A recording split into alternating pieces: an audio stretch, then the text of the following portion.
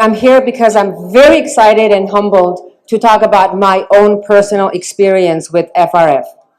About a year ago, I was sitting where you were sitting in a different venue, a ballroom, for the 7th annual gala for FRF. And back then, as many of you first-timers attending the gala, I sat and listened and watched the videos and beautiful words that the doctor said, and everyone that was involved with FRF and the board members of FRF had explained what NAS's mission was since 2014. But then my husband and I were fortunate this summer, June of 2022, to visit Armenia. And I personally thought I go to Armenia way too many times a year, twice a year at least. Then I realized NAS has taken the honor of being there almost on a monthly basis. So when I went to Armenia, my very good friend NAS invited me to partake in visiting the brand new rehabilitation center that FRF had helped fund in Zinvori Tun. Let me tell you, it's not an exaggeration to talk about things and see it on video, but it's a totally different experience to actually experience it and witness it with your own eyes. And that's what I had the privilege of doing with my husband. First, we visited the rehabilitation center and actually visited with the doctor who you just heard from and met with our wounded soldiers. And let me tell you that we all in this room know very well that the soldiers who have fought for the freedom of our country, our homeland, many people have forgotten about them, but not NAS and not FRF. Yes.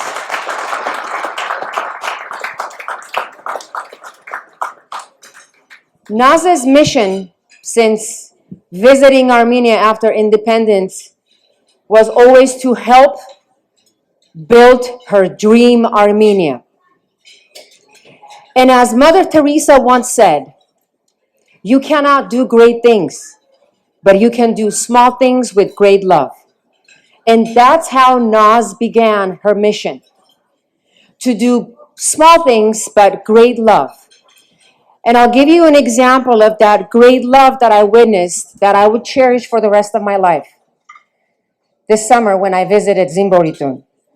After visiting in the rehabilitation center, the state-of-the-art medical equipment that it has, the wounded soldiers that we were fortunate to speak with and ask them about their rehabilitation, their treatment, and how they're doing, to talk to them and explain that we owe them so much because they were in the front lines fighting for the freedom of Artsakh and Armenia. But then we went to Zinvori Tun, and I gotta be honest with you, when I was in the car driving to Zinvori Tun with NAS, I had no idea what to expect. Because I was sitting where you guys were sitting a year ago, just watching the videos, and I was like, well, what am I gonna see? Who am I gonna talk to? What to expect? No idea. To my great surprise, when we got out of the car, as we were approaching the front entrance of that building, there were about a dozen soldiers, wounded soldiers, talking amongst themselves, smoking. A couple of them were on their wheelchairs. The minute they noticed NAS get out of the car with me and my husband, I can't describe in words what it felt like.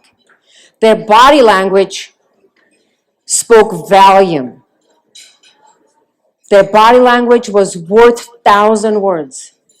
They all surrounded NAS, welcomed her. The warm welcome that the soldiers had given NAS made me realize that what NAS does for Zinvori Tun and for our wounded soldiers goes beyond doing the fundraising, goes beyond helping them and visiting them every 3 to 4 months, was NAS giving them hope for the future. And thank you. And every one of you sitting here today can help Naz and FRF give that hope to one soldier. I myself witnessed in Zinvori Tun the hope, the positive attitude that our soldiers have. They have a state-of-the-art kitchen. They have a conference room. They have the rooms. They have an art room where, as you can see, with all those butterflies, we witnessed our soldiers do art therapy with that.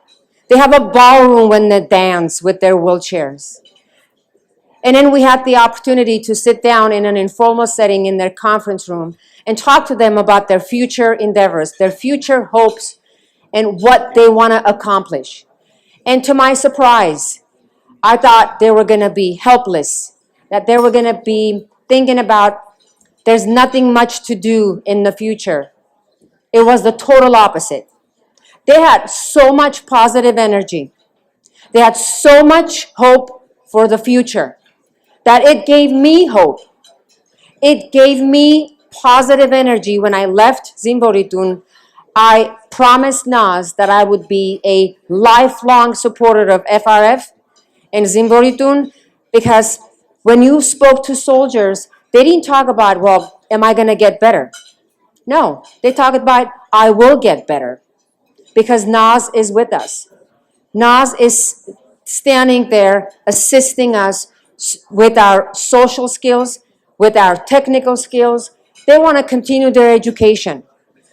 A soldier I spoke to said he wants to go back to the village that he's from in Martuni, and he wants to help his father do an agricultural work and be successful in their family business. Another soldier was talking about how he was just hired to work at Zavartnots airport because of what Zinvori Tun had helped them with the skills and the power that they gave them, so that each soldier, that even though they're wounded during the war to fight for the freedom of the country, there was hope for them to work in the government and even the private sector. And one soldier in particular, who gave me hope for the future, when I asked him what he would like to do, what was the urgency in his life, his response was, I want a girl so I can get married and have a family.